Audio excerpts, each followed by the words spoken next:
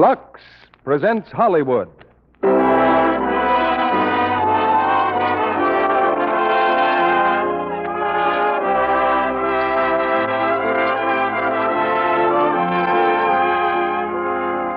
Lux Radio Theater brings you Ronald Colman and Susan Hayward in The Petrified Forest with Lawrence Tierney.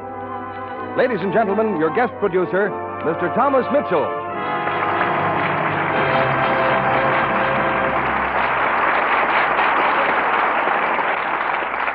Greetings from Hollywood, ladies and gentlemen. Top billing is the ambition of every actor. And we're fortunate in having on our stage tonight a man who holds the long-distance record as a top star in motion pictures. I'll not forget that my first appearance before the camera was with Ronald Colman in Lost Horizon. Perhaps one reason for his long record would be that he selects his material with care. And that's why Ronnie is with us tonight in Robert Sherwood's exciting drama, The Petrified Forest. He appears with that talented young actress, Susan Hayward, as the man and woman whom fate dramatically brings together in one of the strangest love stories of our time. An outstanding Broadway stage success, The Petrified Forest takes place in the 1930s, when Americans still thronged the highways, and the roadside tavern was the outpost of a restless nation, a meeting place for every type of traveler, from wealthy tourist to armed desperado. And the armed desperado in our cast is the new RKO actor, Lawrence Tierney, who has just finished playing the title role in the screening of The Dillinger. We bring you tonight's play on the birthday of the father of the English theater, William Shakespeare. Since Shakespeare's time, of course, the theater has grown immeasurably in scope and, I dare say, popularity. In fact, you could find no better example than this stage of ours, which raises its curtain every Monday night to an audience of many millions in return for their loyalty to Lux Flakes. And if your attendance is rewarded, and I hope it always will be, by the best in Hollywood stars and plays, I'm sure your loyalty to Lux Flakes is rewarded by longer life to precious fabrics and pleasanter, easier ways to care for them. Well, it's time for our curtain. And the first act of Petrified Forest, starring Ronald Colman as Alan Squire and Susan Hayward as Gabby, with Lawrence Tierney as Duke Mantee.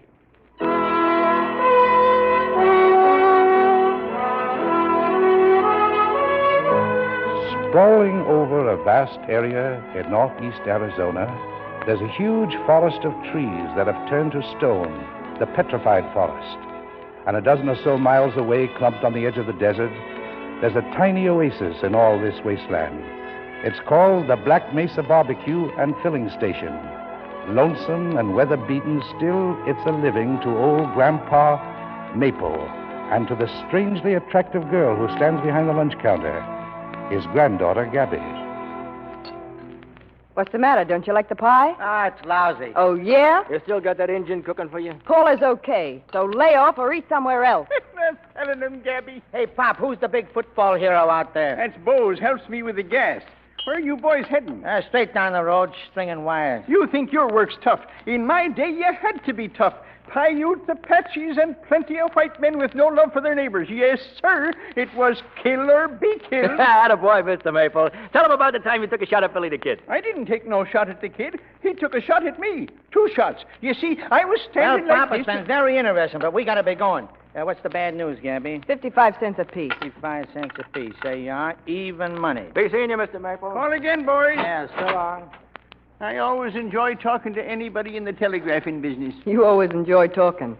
Where you going, Gramp? I need some cool air. Going for your walk, Gramp? Yeah, Bose, why don't you sit down a while and cheer up Gabby? Yeah, maybe I'll do that, yeah. I'm doing okay. Oh, you heard what your grandpa said.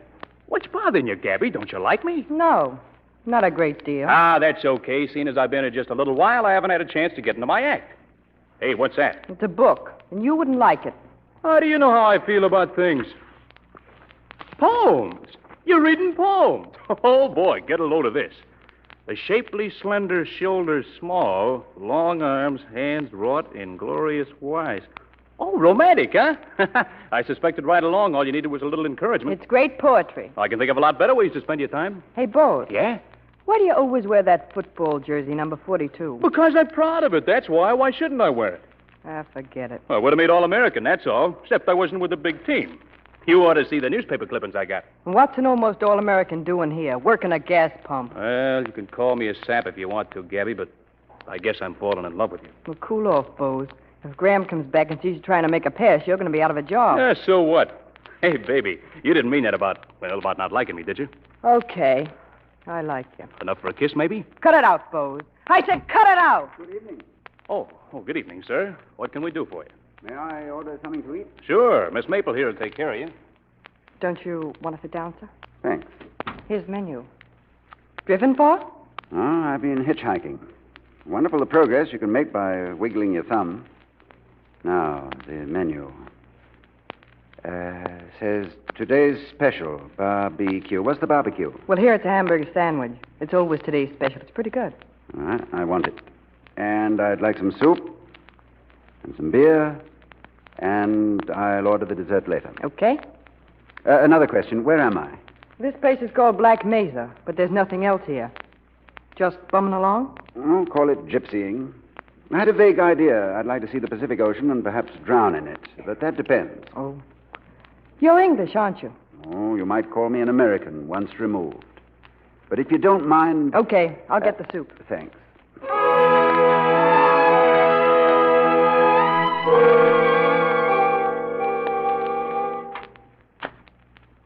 Evening. Good evening. Enjoying your dinner? Excellent. Want your coffee? Well, a charming young lady said she'd bring it right in. That's my granddaughter. Oh. I just been out for a walk. I met the sheriff. He gave me this. Newspaper? Yes, sir. Denver Post. And look, 6 killed in Oklahoma City massacre. Duke Mantee saw it, and here's his picture. Duke Mantee. Did he do that? Him and his friends. Ah, he doesn't look very vicious, does he? Well, you can't never tell a killer except by his chin. Now, that's a funny thing. Killer always holds his chin in. Ever hear of Billy the Kid? Oh, yes, indeed. I knowed him well. Took a couple of shots at me once. I congratulate you on still being with us. Well, it was kind of dark. He'd had a few drinks. Just wanted to scare the pants off of me. Here's your coffee. Thanks. Just set it down, Gabby. Well, you know you can go just so long without food. That's right. Been having some bad luck? Yep. No disgrace these days. What line of work you in, mister? No, none just now. At times, I've been a writer. Writer, huh? What's your name? Alan Squire. Squire. No, can't say I ever heard of you. Politician supper's ready, Graham. I like eating in the kitchen, Mr. Squire. In there, I can see what I'm getting. Pleased to have met you. Oh, pleased to have met you, sir. That's a charming old gentleman, your grandfather. Yes. He told me he'd been missed by Billy the Kid. Poor Grampy tells everybody that. He gets pretty sick of him after a while. I met a writer once.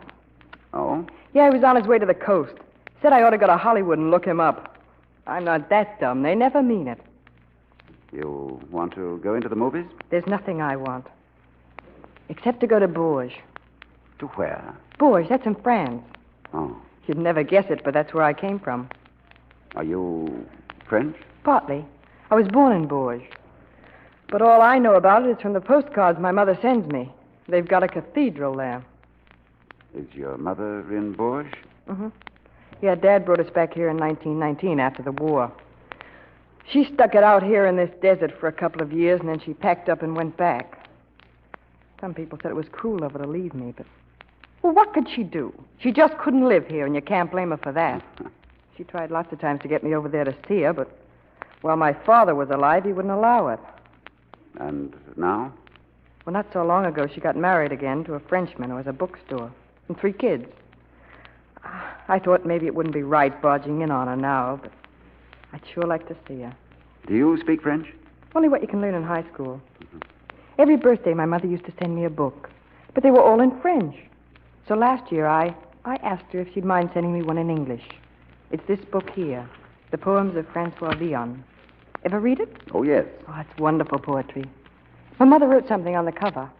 À ma chère petite Gabrielle.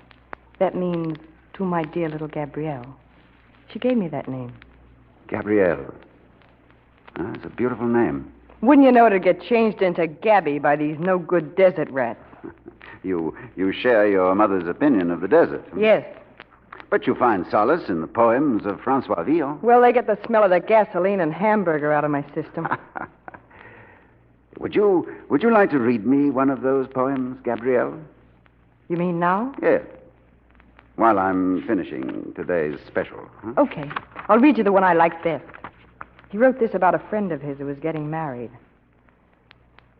At daybreak, when the falcon claps his wings, no wit for grief, but noble heart held high, with loud, glad noise he stirs himself and springs, and takes his meat and towards his lure draws nigh. Did you ever see a falcon? Yes. What does it look like? Oh, not very pleasant, like a hawk. And in a way, it's like this man here. His picture's in the newspaper, Duke Mantee. Oh, there were some Mexicans in the kitchen a while ago. They told Paula that Mantee's heading this way. Won't you finish the poem? Oh, sure. Such good I wish you, yea, and heartily. I'm fired with hope of true love's meed to get. Knowing love writes it in his book. For why? This is the end for which we twain are met. You know, that's wonderful stuff. Uh-huh. Wonderful. But that's the way the French people are. They can understand everything, like life and love and death. And they can enjoy it or laugh at it, depending on how they feel. And that's why you want to go to France? For understanding? I will go there, where there's something beautiful to look at, and wine and dancing in the streets and happiness. If I were you, I'd stay here, Gabrielle, and avoid disappointment. I've been to France. Writing books? No, planning to write books. You see, I married. My wife supported me. Oh. Oh, please don't think too badly of me. I once actually wrote a book. I was 22 when I wrote it. It was very, very stark. It sold slightly over 600 copies. It cost the publisher quite a lot of money. And it also cost him his wife. You see, she divorced him and married me. She saw in me a major artist who needed only a background to bring him out. She gave it to me with a fine view of the Mediterranean. Well, for 8 years, I reclined on my background, waiting for the major artist to step forth and write. But he didn't. And you've left your wife now? Yes. I'm glad you did. Well, it was her own suggestion. She'd taken up with a Brazilian painter, also a major artist. So I decided to go forth and discover America. What were you looking for? Well, that's rather hard to say. Oh, something to believe in, I suppose. Something worth living for. Something worth dying for. And what have you found? Nothing so interesting as an old man who was missed by Billy the Kid and a fair young lady who reads beyond. Well, I do other things that might surprise you. Oh, I'm sure you do. I wouldn't tell this to everybody, but I paint pictures. Are they any good? Of course not. Could I see them? Oh, I never let anybody see them. I'd only get kidded. They're kind of crazy. Oh, please let me see them. Perhaps it's my mission to introduce you to posterity as an American genius. Are you kidding me? No, Gabrielle. I've never kidded anybody outside of myself. Okay, but you've got to promise not to tell anybody. All right, my word of honor, for all it's worth. I'll go get them.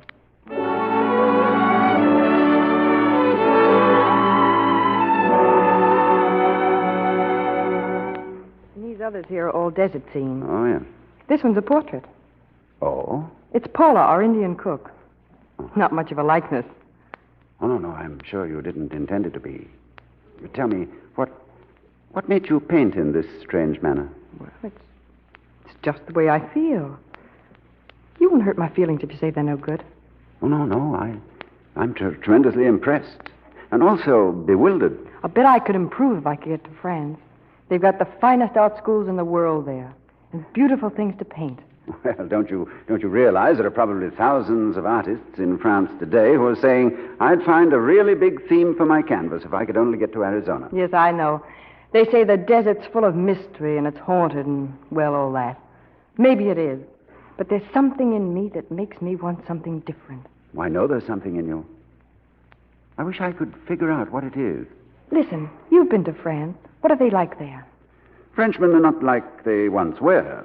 Well, no one in Europe is. I've always imagined that Frenchmen must all be like Leon, gay and reckless, poetic. No, especially not reckless. But they're always having a good time, aren't they? Not invariably. Would you like to marry a Frenchman? I don't want to marry anybody. I want to be free, always. Well, how about number 42? You know, the stalwart youth in the football jersey. When I first came in, he was... Bose? Yeah. He was trying to kiss me. He's after me, all right. Do you think he'll succeed? I haven't decided yet. What do you say? No, don't ask me, Gabrielle. No, let your French blood guide you. In matters like that, it's infallible. But you ought to know something. You've seen a lot. I don't know anything. How can you say that? You've got a lot of brains. Yep, brains without purpose. Noise without sound. Shape without substance. I belong to a vanishing race. I'm one of the intellectuals who thought they'd conquered nature. But the world's in a chaos, and what's the reason? Who knows? I do. I'm probably the only living person who does know. It's nature hitting back. Oh, not with the old weapons of floods and plagues, but fighting back with strange new weapons called neuroses. She's deliberately inflicting mankind with the jitters. Nature's annoyed. She's taking the world away from the intellectuals and giving it back to the apes. Oh, forgive me, Gabrielle, and don't listen to me. For all I know, you may be an entirely different species. One of nature's own children. And therefore able to understand her and laugh at her or enjoy her, depending upon how you feel. And, by the way, the beer is excellent. It's made in Phoenix. And you talk like a fool. No wonder your wife kicked you out. And no wonder she fell for you in the first place. That sounds alarmingly like a compliment. It is a compliment. What did you say your first name is? Alan. Alan Squire. I've been calling you Gabrielle, so you'd better... Where are you going from here, Alan? Well, that depends on where the road leads. It leads to the Petrified Forest. What's that? A gloomy place, full of dead trees that have turned to stone in the desert. The Petrified Forest. Suitable haven for me. Perhaps that's what I'm destined for. To make an interesting fossil for future study. Alan Squire, a specimen of the in-between age, who was born too late for the Great War and too soon for the one that's coming. I see you've taken my advice. You're not listening. I was just thinking. I'd like to go to France with you. You? Oh, no. I'm afraid I could never retrace my steps. You mean you haven't enough money? Even that is an understatement. Well, I haven't got enough either yet. But I've got a lot coming to me someday. Are you proposing to me? Trying to turn me into a gigolo again? No, it'll be different this time. Do you know how much Gramps got salted away in the bank at Santa Fe? No. $22,000. He won't give me any of it now, but it's all willed to me.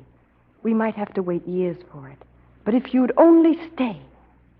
You think you'd like me as a life companion? I know I would. And I don't make mistakes. Wouldn't you like to be loved by me? Yes. Yes, Gabrielle.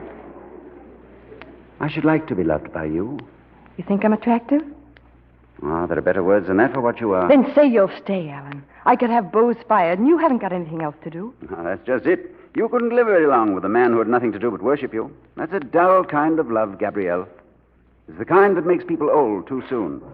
Well, I thank you for the suggestion. You've given me something wonderful to think about during my lonely wanderings. I'll think of the chimes of Bourges, and you, and a forest turned to stone. You mean you're going now? Yes. Well, I can't stop you. No, Gabrielle, you can't. But you can do me one great favor before I go. Would you mind very much if I kissed you goodbye? No, I wouldn't mind.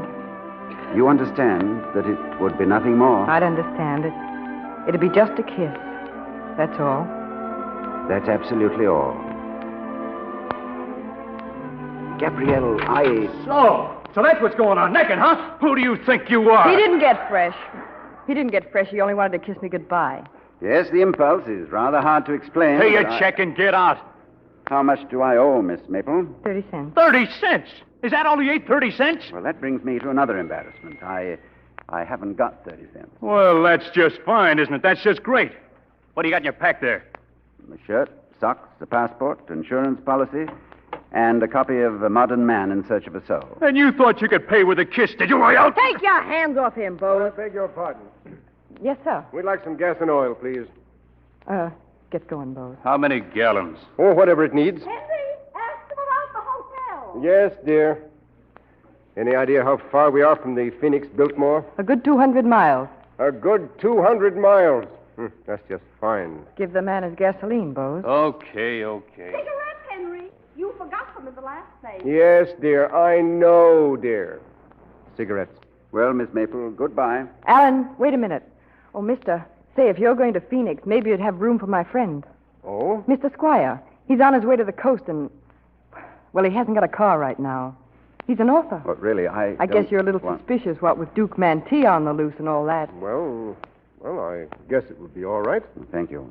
And thank you, Miss Maple. I'll remember your kindness. Oh, I forgot to give you a change. Here. $1? But I wanted you to keep that. Take it, please. I can't very well pretend. When I you get to don't the need- Pacific Ocean, send me some pictures, will you? I like pictures of water. Henry! Yes, dear. Here you are, miss. Come along, Mr. Squire. I suppose I'll never see you again, Gabrielle. Well, that's the way it is in a gas station. They come and they go. Now, somehow or other, I'll repay that $1. Heaven knows when. Maybe we'll run into each other someday in Bourges. Yes. Goodbye, Gabrielle.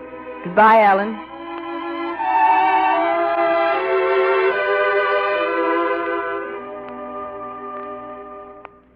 Mind if I sit down a while, Gabby? Sit down, Bose. Hasn't been a car pass since that guy with the Packard. I wonder how come he gave that panhandler a lift. He wasn't a panhandler. Say, you sound like you were nuts about him. Do I? Well, I'm not. Hey, how about being a little nice to me for a change? Oh, gee, Bose, I'd like to be nice to you. I'd like to be nice to everybody. Well, you can be, Gabby. How about you and me taking a walk around the mesa? You know what I've been doing? I've been sitting here thinking what he said. What'd he say? He said that what's wrong with the world is that we've been trying to fight nature. He said we've got to admit that nature can't be beaten. Well, isn't that exactly what I've been trying to tell you all along? You and me, a night like this. We could really get acquainted, baby. Sorry. I'm not in the mood. Now, how can you say that? Okay, folks, now just behave yourself and nobody will get hurt. Hey, what's the idea? Put down that gun. Who's the boss here? My grandfather, he's inside. What do you want? Trouble, Jackie? No trouble, boss. Another one. Yeah. This is Duke Mantee, folks. He's the world-famous killer, and he's hungry. Now, get this. I and my friends are taking over here for a while. You dirty rat. Shut up, Bose. Tell Ruby and Bugs to come on in. Okay, Duke. Now, as for you two and whoever else might be here, I don't know how long we're going to be staying. But I'd like things to be nice and peaceful, see? We'll all have a few beers together, listen to the radio, and not make any wrong moves. Because I may as well tell you old Jackie there with the machine gun is pretty nervous and jumpy. And he's got the itch between the fingers. Okay? Now, suppose I take a little look around.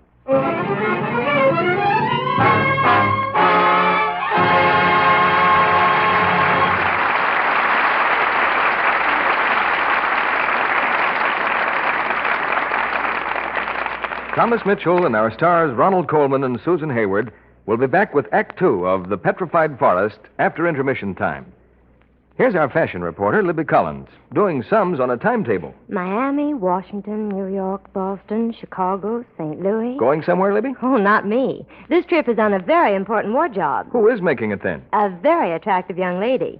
She's Miss Jenny Earl Cox, a Stevens College senior who was chosen this year's Maid of Cotton in a Southwide contest. And how does her trip help the war effort? Oh, she's selling war bonds. About $250,000 worth already. She's also showing women in 35 leading cities how precious today's cottons are and how they can keep them lovely longer. That's important these days because the Army needs so much cotton, too. Tell us more about the Maid of Cotton, Libby. Oh, she's Mississippi born, and so are all her family back to her great-great-grandfather who raised the first bale of cotton in Lowndes County. She ought to be a good ambassador for King Cotton. Mm-hmm. She has wavy brown hair, sparkling blue eyes, a size 12 figure that shows her all-cotton wardrobe to the very best advantage. Is everything she wears made of cotton? Mm-hmm, even her stockings and undies. Her wardrobe includes everything from a two-piece piqué bathing suit to a floating organdy evening gown. They're all styles any woman can duplicate because they're made from easy-to-follow McCall patterns. All the fabrics are Lux-tested, too, so you know they'll stay color-fresh time after time when you wash them with lukewarm water and mild Lux flakes. Yes, tests show colors stay lovely up to 3 times longer with gentle Lux care. Strong soap, hot water, and rough handling fade colors too soon, make them look drab. Today's cottons are smart for any time of day or night, so give them the gentle care they deserve. Watch your local newspaper to see when the Maid of Cotton will model them in your city. We take you back to Thomas Mitchell and our stars. Act 2 of The Petrified Forest, starring Ronald Colman as Alan Squire and Susan Hayward as Gabby, with Lawrence Tierney as Duke Mantee.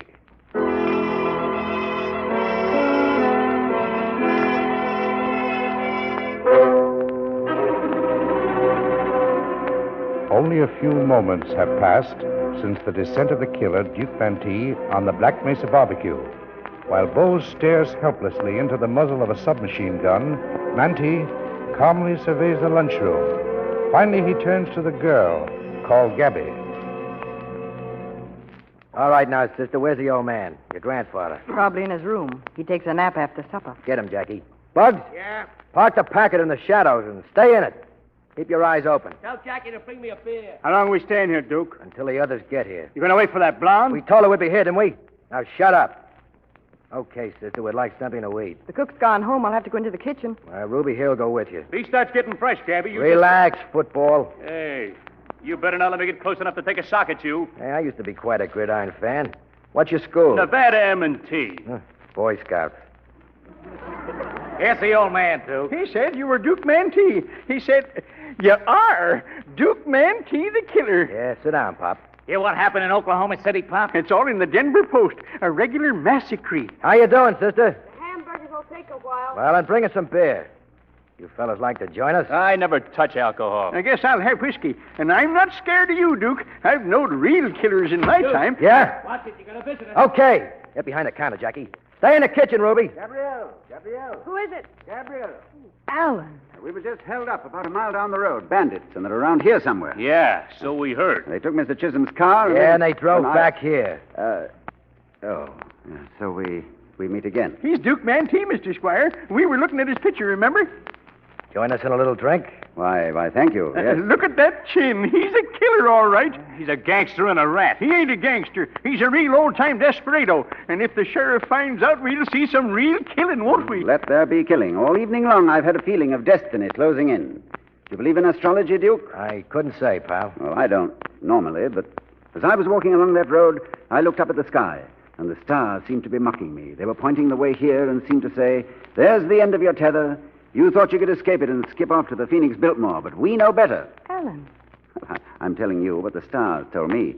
Perhaps they know that carnage is imminent and that I'm due to be among the fallen. That's a fascinating thought. Yeah, let's skip it. Here you are. Drink. Thanks, sister. Well, here's happy days, folks. Yes, sir. It sure is pleasant to have a killer around here again. Yep, pleasant to be back again among the living. Well, happy days.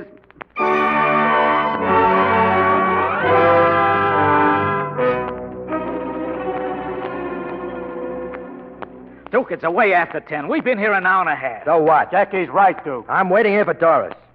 I'm waiting here for Doris and the boys. But if she was going to show up, she'd have been I here by said now. I'm waiting here. Listen to them. Argue among themselves. A bunch of yellow dogs. I'd be a little tactful, Bose. They're your guests. Hey, sister. What? I thought I told you to turn on the radio. It's time for the news. I did turn it Well, off. turn it up. Or don't you want me to hear? Okay, I'll turn it up. It's the greatest manhunt in the history of the Southwest. That's us, Dookie. Take a bow. The Mantee gang made its escape from Oklahoma City in 2 cars, one of which contained Mantee and 3 men, and the other containing 2 men and 1 woman. The Mantee car was seen today at Hillsboro in New Mexico, nearing the Arizona border. The others were identified when they held up the police station at Elderton and fled with a large supply of guns and ammunition. Nice going, boys. Both cars are undoubtedly headed for the border. State troopers, sheriffs, and deputies have every highway covered, and their orders are shoot first and ask questions later. I'll now give you the scores of the lead. Turn it off, Jackie boy. Carnegie, 10. Ruby, tell Bugs to bring in that sack of ammunition and the road maps. You stay in the car. Okay. Going to make a run for the border? Oh, sure. We'll give you our whole route so you can tell them hick cops to give us a motorcycle escort. I think I'm about ready for another whiskey, Gabrielle, if I may. Listen, Panhandler, who told you you could keep calling her by her first name? Hi, everybody. Here's the shells, boss, and the map. Hey, when are we lambing out? When it's time. Sure, just as soon as the Duke connects with that heavy data here. Well, I think we ought to get out of here. Here's your drink, Alan. Hey, wait a minute. How's he going to pay for all that liquor? That's 2 drinks he's had. I can pay, Bose. I have $1. $1? So, you were holding out on us, No, weren't you? no. I've acquired it since then. Where'd you get it? Keep quiet. Probably those rich people in the car. If you must know, Bose, Gabrielle gave it to me. Gabby. It's none of your business what I do. Duke, What? you fellas going to spend the night here? Can't say, Pop. Maybe we'll decide to get buried here. Ah, you better come with me, Duke. I'm planning to be buried in the Petrified Forest. It's a graveyard of civilization. Dead stumps in the desert. That's where I belong, and so do you. Maybe you're right, pal. I'm eternally right, but what use do I make of it? Hey, about that dollar, Gabby. I said it was none of your business. You're crazy about him, aren't you? All right, what if I am? What did you say? I said I'm crazy about you. Oh, I swear I wasn't trying to be seductive, Bose. You? Alan, after you left here, I feel as if I'd come out of a dream. But I caught on to myself fast. I know I'll never be anything but another desert rat. France, art, dancing in the streets, that's all a lot of hooey. Remember what I asked you about going to France? Of course. But you wouldn't have done it, even if we had the money. No. You see, he doesn't give a hoot about me. I saw that plain enough. And it's only made me love him more.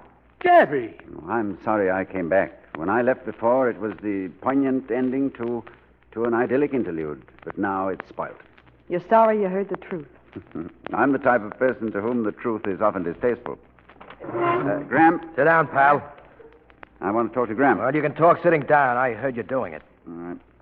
Mr. Maple, that money of yours buried in Santa Fe. How do you know about it? Now, what are you going to do with it? Leave it just where it is. And meanwhile, your granddaughter suffocates in this desert when a few of your thousands would give her the chance to claim her birthright. Ah, you were once a pioneer.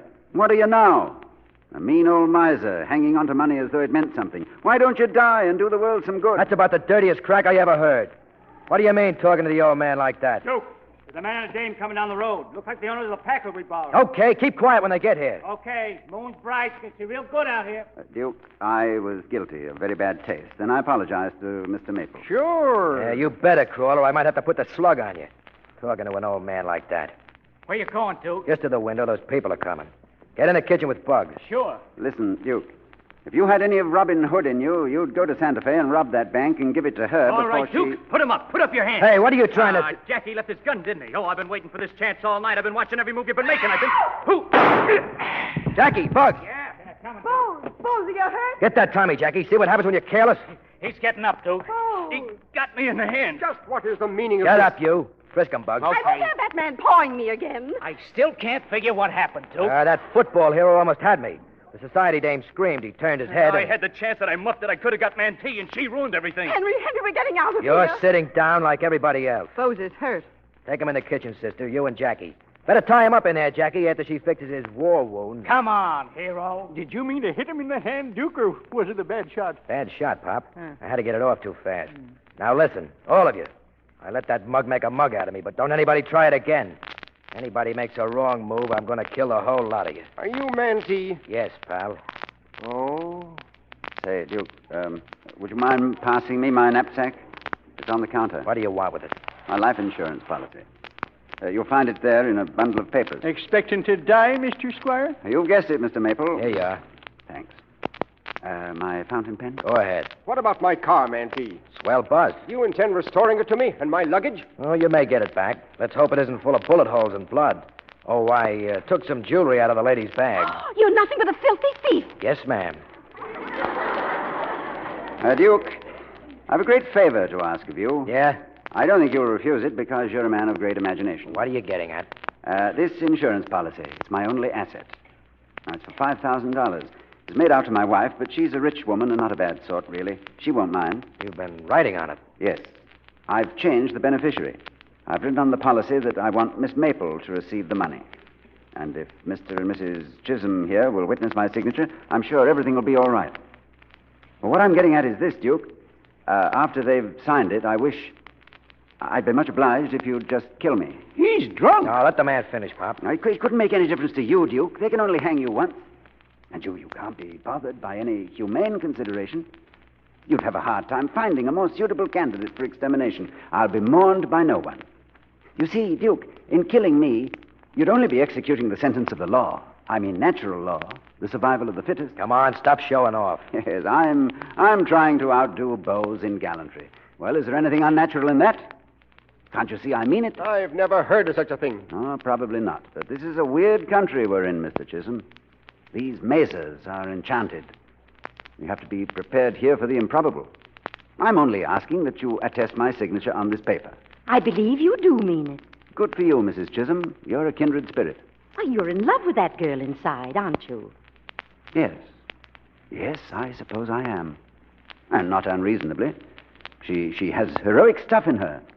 Why, she may be another Joan of Arc or Madame Curie.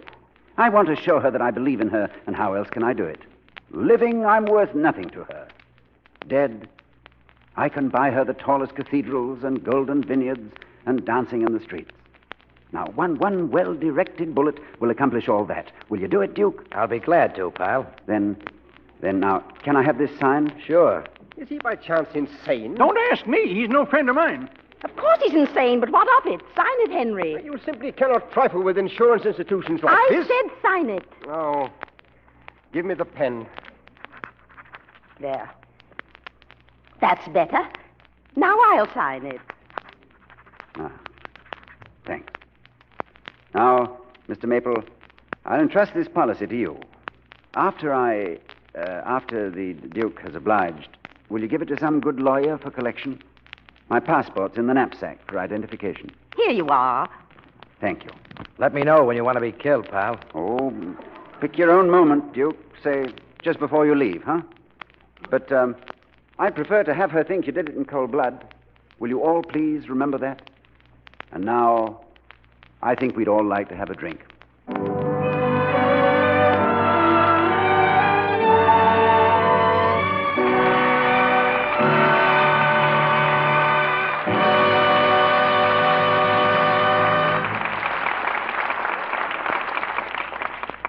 We pause now for station identification. This is CBS, the Columbia Broadcasting System.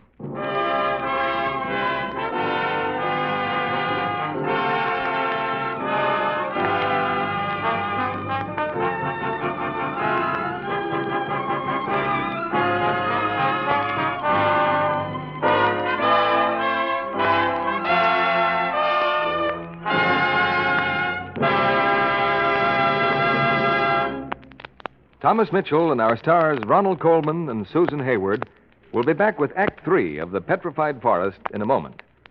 When Nancy and Jane's husbands went overseas, the girls decided to share an apartment. And the first night... I'll put the chops on. You set the table, okay? Sure. Let's see. Where'd we put the dessert plates? I got a cake. Oh, I don't think they're unpacked yet. But we can put the cake on the bread and butter plates after we've finished with them. Then we won't have so many dishes to wash. Oh, Nan, let's not start doing things like that. Let's use all our nice things, just as if the boys were here. Well, but Bob and I always did things like that. And put the salad on the dinner plates, too. No sense using a lot of extra dishes. Boy, you must be allergic to dishwashing. Well, I am. Just look at my hands. Well, you poor kid. They are red. But look, if you're doing the cooking, I ought to wash the dishes. And I don't mind how many there are. So Janie set the table her way. And afterwards, when she went to wash the dishes... Say, Nan, where's the soap? In the cabinet.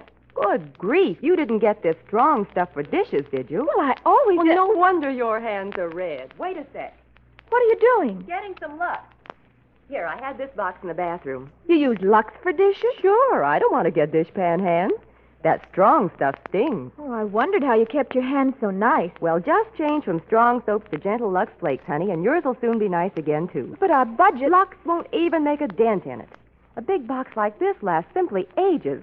It's really thrifty. Yes, scientific tests prove that ounce per ounce, Lux Flakes wash up to twice as many dishes as other well-known dishwashing soaps. Hands stay lovely, too. Use Lux for your dishes today. Here's Thomas Mitchell with our stars. After the play, we'll meet our stars in person as they take their curtain calls. Now, here's Act 3 of The Petrified Forest, starring Ronald Colman as Alan Squire and Susan Hayward as Gabby, with Lawrence Tierney as Duke Mantee.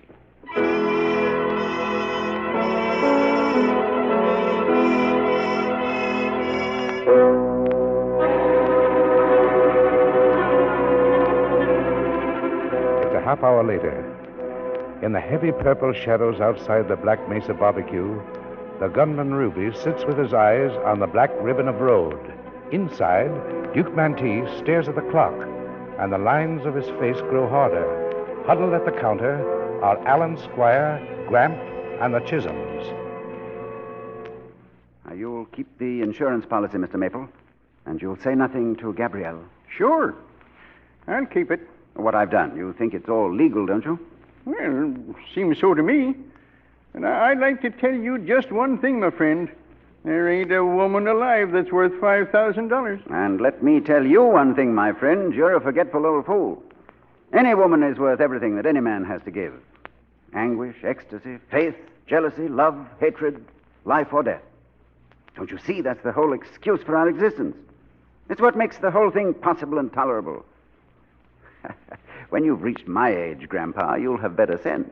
Henry, did you hear that? I heard. Why, that lovely girl inside there, do you know what she is? No, you haven't the remotest idea. What is she? She's the future. She's the renewal of vitality and courage and hope. All the strength that's gone out of you. Oh, I can't say what she is, but she's essential to me and to the whole country and the whole miserable world. And please, Mrs. Chisholm, don't look at me like that. I know how I sound. I wonder if you really believe all that. I mean about women. Of course I do. And there by the window is a man who agrees with me, don't you, Duke? I don't know, pal. I wasn't listening. Well, then let me speak for you. Mrs. Chisholm, Duke Mantee could have been over the border long ago and safe. But he prefers to stay here and risk his life. And do you know why? Why? Because he has a rendezvous with a girl. Now, isn't that true, Duke? Yes, pal. That's it. Do you mean to say you ever have time for romance? Not much, lady. Only like the Knights of the Round Table, between dragons. Yeah, I guess we're all a lot of saps. But I wouldn't be surprised if I was the champ. You think I was kidding when I said I'd be glad to knock you off? Oh, I hope that neither of us was kidding. Do you think I was? I just wanted to make sure. You're all right, pal. You got good ideas. I'll try to fix it so it won't hurt. You're all right, too, Duke. I'd like to meet you again someday. Maybe it'll be soon. You know, this frightful place has suddenly become quite cozy. That's my doing, Mrs. Chisholm. You can thank me for having taken it out of the realm of reality. I'm going to see something at last beside cliff dwellings. Henry, do you realize we're going to be witnesses of a murder? Why, he's actually going to shoot him. Please, she's coming. How's Bose, Gabrielle? He'll be all right. Did you tie him up, Jackie? Yeah, in the bathroom. Duke, we got to get out of here. Yeah, I know. Something's happened to Doris. Something must have happened. Well, we'll give him a few minutes more. A few minutes more. Listen, Gramp, I've got an idea we ought to sell out right away. Tomorrow. It's the best break we'll ever have. This place is going to be advertised all over the country. People are going to be flocking here just to see where Duke Mantee stopped. Still aiming to take that trip to France?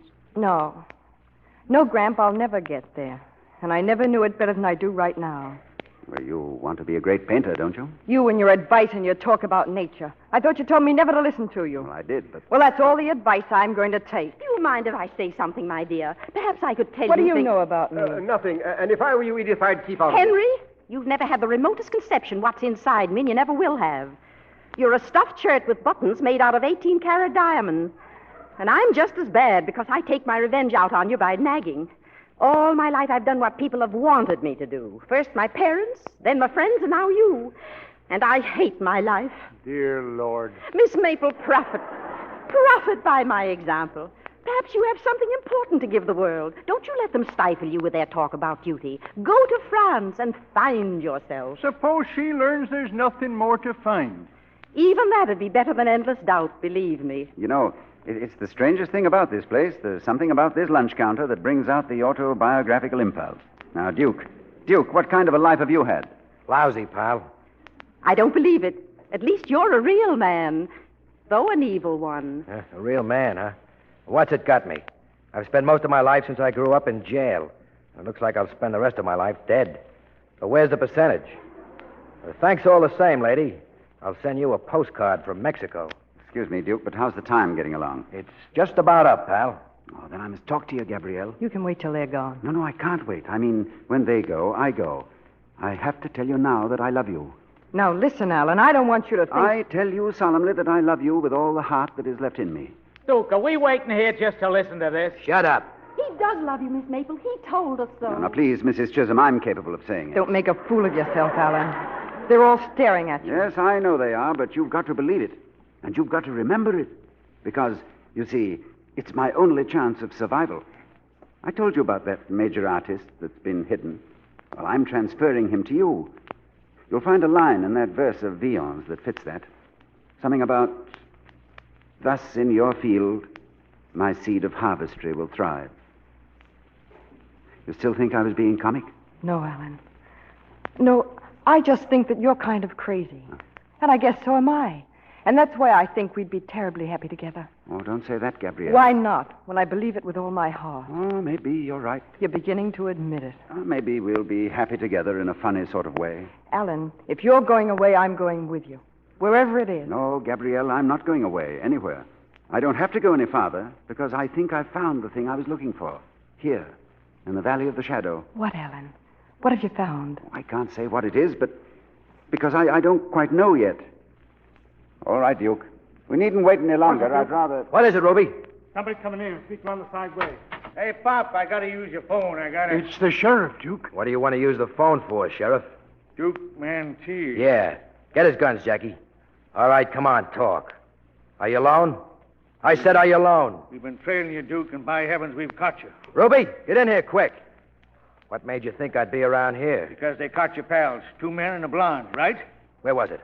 Come on, tell me or I'll tear a hole in you a yard wide. Caught him in Buckhorn. Where's that? New Mexico, Duke. About 90 miles southeast. When? When? We heard about it a few minutes ago. The blonde tipped them off about this place. She squealed. The dang squealed. I couldn't figure it out about you being here, but I guess it's the truth, all right. Hey, Duke, what are you waiting for? Come on, let's wear him out before... Shut up! Shut up! Give me time to think. Duke, no, don't waste time thinking. That isn't your game. You got to keep going and going and going. Yeah, Duke, and fast. Next thing you know, you'll be laid out flat in a marble slab. Where'd they take her? I don't know. Albuquerque, maybe. If we head for there, they'll take us. You want your revenge, don't you, Duke? You want to go out of your way again to get that blonde who told them you were here. Well, don't you do it, Duke. Even if she did betray you, don't you commit a worse crime. Don't betray yourself. Go on. Run for the border and take your illusions with you. Boss, I think I hear a car coming. You're obsolete, Duke. You're like me. You got to die. Then die for freedom. That's worth it. Don't give up your life for anything as cheap as revenge. All right, pal. I'm going. Now listen, folks. We've had a pleasant evening here, and I'd hate to spoil it with any killing at the finish. So stay where you are till we're out of sight, because we'll be watching. Better cut the phone wires, Jackie. Hang up the shells, Bugs. You won't get far, Duke. I've got 20 men coming here to meet me. That's one of their cars he just heard. Hey, Duke, wait a minute. You're not forgetting me. Car stopped on the road. There's a guy with a rifle. Cops? Looks like it. Hicks or G's? Hicks. Lay low. Jackie, put out the lights. Might as well give up, Mantee. You haven't got a chance. Get behind that counter. All of you. Got one of them, Duke. Get away from that window. Get behind the counter and keep this mob in here covered. See anything, Jackie? Only 6 or 7. Nothing to worry about. They're trying to work around toward our car. Yeah, I can see 'em now. Get out the kitchen door. When enough of 'em get across the road, give 'em a couple of bursts to scare 'em. Then snap back here. And watch yourself, kid. Okay, Duke. I'll cover you now. The United States of America versus Duke Mantee. It's an inspiring moment, isn't it, Gabrielle?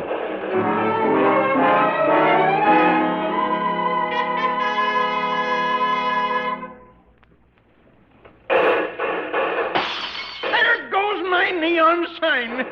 Them deputies, probably all drunk. Gabrielle, where are you? Here, on the floor. It's so dark.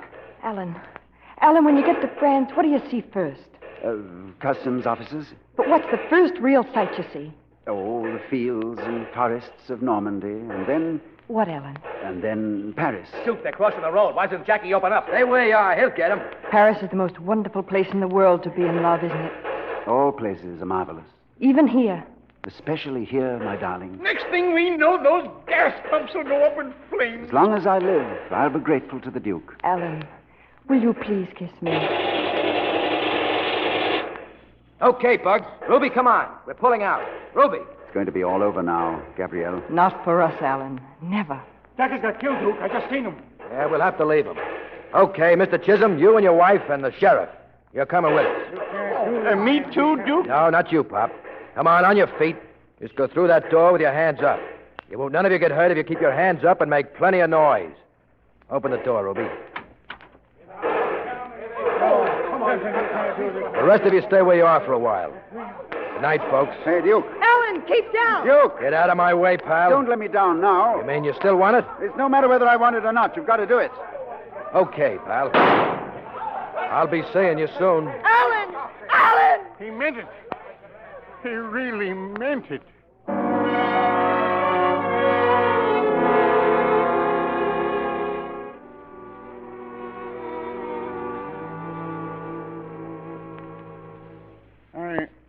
I think he's coming too, Gabby. Alan, look at me. It doesn't hurt. Or at least it doesn't seem... It's all right, darling. As soon as we can, we'll get a doctor. Gabby, Graham, what can we do? Somebody help me. Please, please. It's too late. Darling, too late. They were right, Gabrielle. I mean the stars. I had to come all this way to find a reason. Duke understood what it was I wanted. I hope you'll be... I hope, Gabrielle. What, Alan? What did you say? Oh. No, don't worry, Alan. I'm not going to be a crybaby about it. I know you died happy. Didn't you, Alan? Didn't you?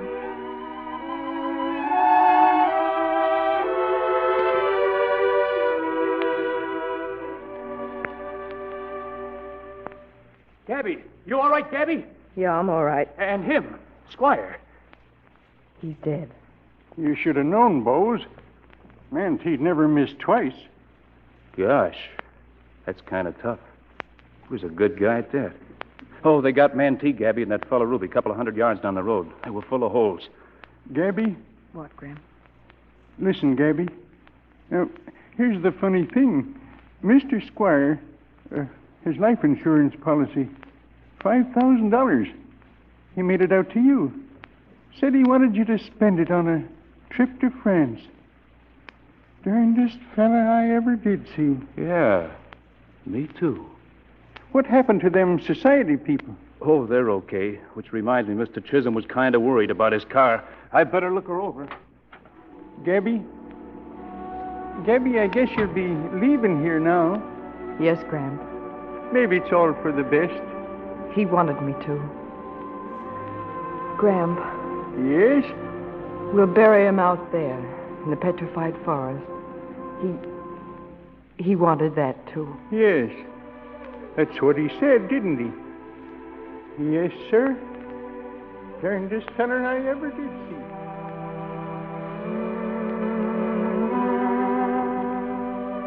Thus in your field, my seed of harvestry will thrive, for the fruit is like me that I set. God bids me tend it with good husbandry. This is the end for which we twain are met.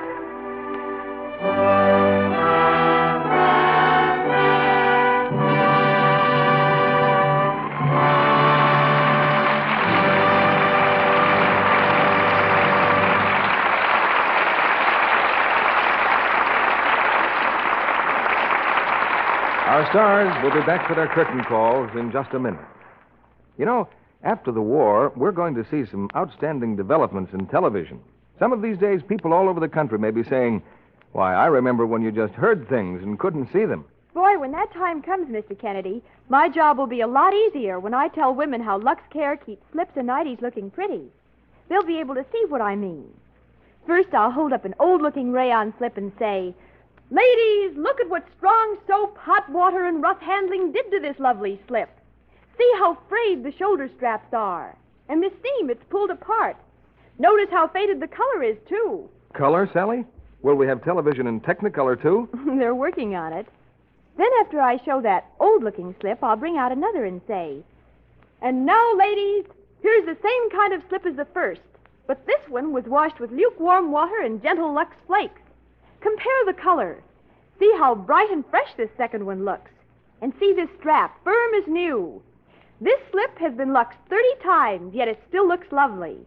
You can see for yourself how Lux Care keeps pretty undies new-looking longer. Actually, 3 times longer, the records show." No, you can't see all that through your radio yet, ladies, but you can prove it for yourself. Actual washing tests show Lux Care keeps undies lovely 3 times longer. So don't risk harsh wash day methods. Keep your undies lovely longer the Lux way. Thomas Mitchell brings our stars back for their curtain call. Ronald Colman and Susan Hayward come to the footlights to receive our thanks for bringing the Petrified Forest back to life in a very moving and convincing manner. And thanks, may I add, to the fine work of a magnificent cast. Well, Tommy, I'm convinced of one thing tonight, that Susan Hayward is a really splendid actress. Well, thank you, Ronnie. Coming from you, that is a lovely compliment. You know, Ronnie, Susan has just produced a double feature. Double feature? Mm-hmm. Twin boys. Twins, eh? What, both of them? Mm-hmm. Both redheads, too. Well, congratulations, Susan. That's quite an achievement for a screen star. Do they make much noise, Susan? Do they? Each one yells so loud you can't hear the other. Oh, they're probably arguing about who gets top billing. Well, you should know about such things, Ronnie. You have a new little girl of your own. New? Well, she's 9 months and runs the entire household. Oh, I understand, Ronnie, you're back from a tour of the Army and Navy hospitals. How did you find the spirit of the boys? Oh, my dear fellow, a lesson to all of us. In 2 weeks, I talked to about 7,000 of them, Tommy. First, of course, they were happy beyond all belief to be home. And then their next thought was of anything or anybody but themselves. And they wished us good luck as we left. They wished you luck. Well, that's a pretty wonderful spirit. Thanks for the good report, Ronnie. And coming back to this stage, I'd like to tell you what we've set for next week. Our play is the deeply moving drama Moontide, from John O'Hara's screen hit, filmed by 20th Century Fox. And as the roving dock worker who saves the life of his future bride, we have the formidable Humphrey Bogart in one of his rare and most unusual radio appearances. Co-starred with Mr. Bogart is the ever-appealing Virginia Bruce as the girl who fights death and danger for the man she loves. It's a fine play and a great cast, Tommy. Good night. Night. Good night, and all our thanks.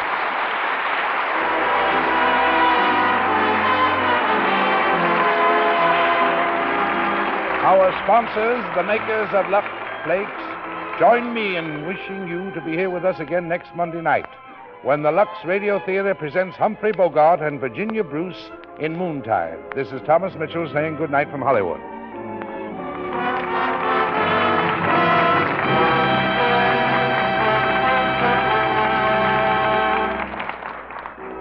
Today, in war-devastated countries, 125 million men, women, and children are in dire need of clothing. In many cases, the need for clothing is greater than the need for food.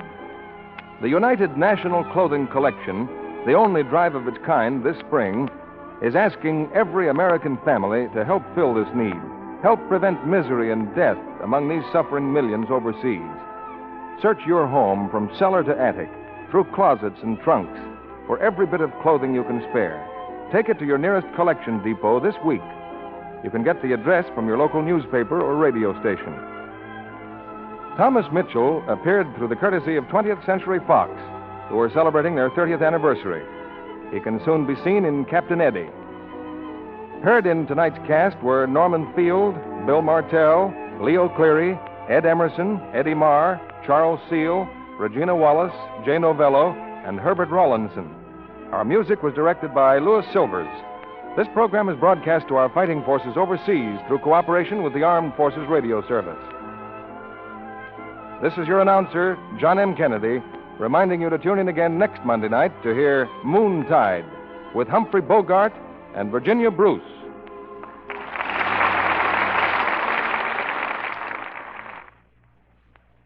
It's spry for cake, spry for pie, spry for all you bake and fry. Depend on Spry for feather-light cakes, tender, flaky pastry, golden, digestible fried foods for all your cooking. Remember the word for pure, all-vegetable shortening at its creamy best. S-P-R-Y, Spry. Be sure to listen in next Monday night to the Lux Radio Theater presentation of Moontide with Humphrey Bogart and Virginia Bruce. This is CBS, the Columbia Broadcasting System.